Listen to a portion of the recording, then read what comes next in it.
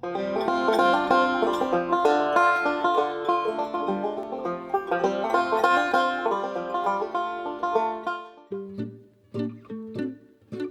grew up in Switzerland. I was born in Switzerland, actually, and my mother, she came from East Prussia, my father from northern Germany, and they immigrated into Switzerland in 1962. We sang at home. We had instruments, accordions, guitars, even a tenor banjo. My father played some tenor banjo.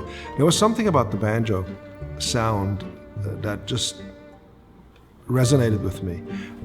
It was clear and clean, and it sounded, you know, it's hard to describe, but there was a clarity in the tone.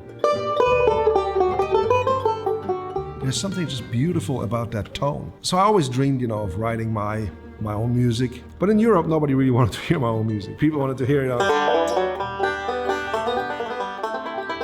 you know, they would want to hear what they know and not my stuff. And in Wilkes County, it was like the connection was instantaneous.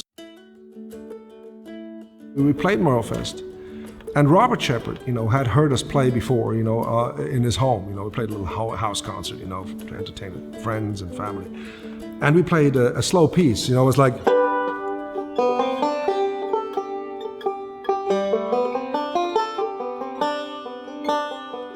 And then he said, "What's that?" And I said, "Well, it's one of my tunes." And he said, "That's beautiful, can you play that again?"